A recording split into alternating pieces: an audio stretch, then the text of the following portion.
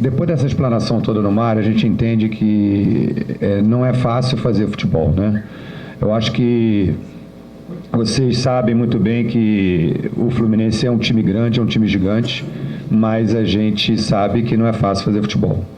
Então, lembrando um pouco de tudo isso que ele passou, em 2009, que foi a primeira vez que eu, como dirigente, estive lá, num momento, eu faria algumas analogias, não muito parecido, mas algumas coisas estavam acontecendo. O presidente, na época, o presidente Orcade, estava sofrendo também um processo de impeachment, que não se concluiu, mas era politicamente, o clube estava muito mal, a desunião era grande, né? E isso a gente pode trazer para os dias de hoje e ter como lição. Eu cheguei num momento totalmente desacreditado. O clube treinava no CFZ, a gente subiu uma escada para tomar o café, tinha um emblema do Flamengo, um escudo do Flamengo. Os jogadores faziam gelo para se recuperar dentro de uma tina de caixa d'água. Era uma coisa horrorosa, as laranjeiras estavam interditadas. E aí, enfim, com todo aquele caos administrativo que o Fluminense estava passando, em função dessa crise política toda, a gente tinha um clube que tinha um patrocinador e tinha um elenco muito superior ao elenco de hoje. Então, era uma questão de, enfim, no meu entendimento, naquele momento, de blindar o clube, o departamento de futebol, de qualquer forma, de qualquer jeito, tirar a gente do lugar onde tem escudo do Flamengo. Nada contra o CFZ, nada contra o Zico, enfim, cedeu, a gente pagava lá um aluguel, mas não era nossa casa. Tentamos lá ali, fizemos uma obra rápida em Laranjeiras, nos vestiários, e voltamos a treinar na nossa casa. Isso com certeza ajudou muito, né? Além do elenco entender, o Cuca tinha acabado de chegar, que também foi um fator importante, mas a gente passava por esses mesmos problemas de salário atrasado, tendo que vender jogador a qualquer preço. Eu lembro que eu tive que vender o Wellington Silva, que hoje está no Inter emprestado, está voltando, e tive que peitar a situação, porque a gente não tinha dinheiro, mas eu achava que se não fosse para vender, se não fosse para resolver o problema daquele momento, não venderia, e já estava de qualquer forma estragado, e eu insisti, e a gente conseguiu vender o Wellington Silva por um valor, enfim, que naquela época era um valor interessante para a gente, e cobriu alguns meses de salário, não todos, ainda consegui com uma dificuldade grande, os funcionários, exatamente como está hoje, funcionários com problema, a gente pagava funcionário até 5 salários, e os outros a gente não conseguia pagar. E, evidentemente, com essa crise toda, o time se uniu, de alguma forma. O patrocinador chegou junto, porque se não fizesse também é complicado. A gente sabe que naquela época, como vocês viram no quadro, 70% da folha era através de direito de imagem do patrocinador, mas o resto, a garotada, e que eram muitos, né? Vocês lembram de muitos jogadores daquela época, eram da base, não recebiam. E chegou uma hora que eu não tinha o que fazer, eu tinha dinheiro para pagar um pedaço e eu não tinha dinheiro para pagar todo mundo. E eu queria priorizar os que não recebiam, que eram os garotos, na grande maioria, e eles se reuniram e disseram, não, ou paga todo mundo ou não paga. E nem por isso deixaram de correr, de fazer o que tinham que fazer.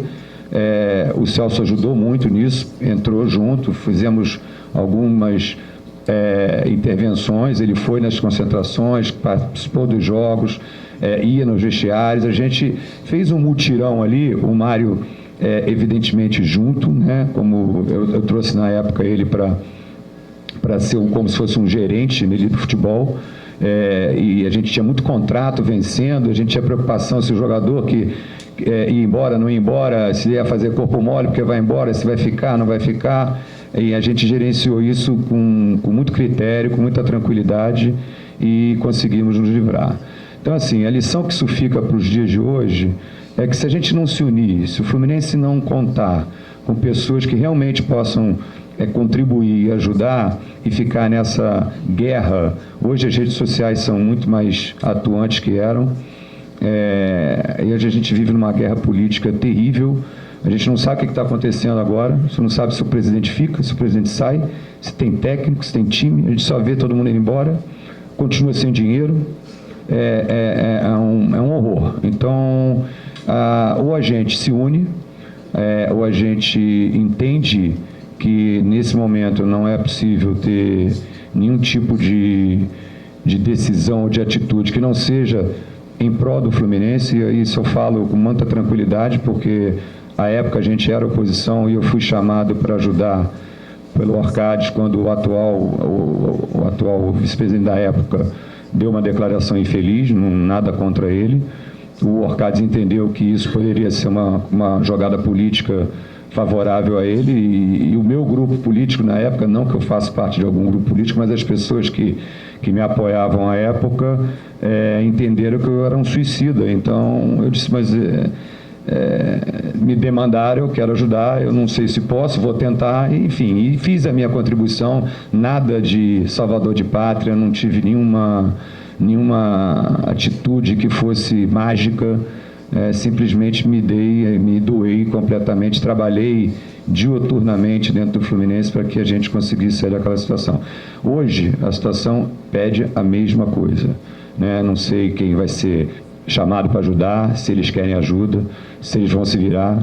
A gente, como o Mário falou, democraticamente, em 2019, temos eleições, fizemos essa união, achamos importante, aliás, fundamental, pois sem ela a gente não acredita que é possível a gente ajudar o Fluminense, porque um sozinho não vai conseguir, se a gente rachar, a gente também não entra, e esse status quo vai ficar lá, do jeito que está, e a gente vai se apequenando, vai diminuindo, e nós todos, né, vamos sentir muito isso. Então, mais uma vez, a união, se todo mundo puder contribuir de alguma forma, é o que o Fluminense precisa nesse momento, né? Mas a gente sabe também que não depende da gente, a gente não está com a caneta na mão.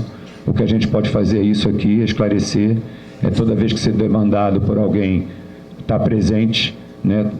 Torcer para que o presidente atual e o seu grupo entendam que eles têm que ter uma certa humildade, recuar, chamar as pessoas e poder ceder, né? De alguma forma entender que estamos inviáveis, né? Somos grandes, mas não podemos ficar com aquele discurso de que o Fluminense nunca vai acabar. Os tempos são outros, né? A gente está vendo aí muitos clubes se apequenando de alguma forma, outros com faturamento 3 vezes maior que o nosso. Se competir contra isso fica complicado. Então, mais uma vez, eu espero que os nossos gestores tenham a grandiosidade de entender que é um momento de união. Vou passar aqui para o Celso para ele dar um breve relato também. Obrigado.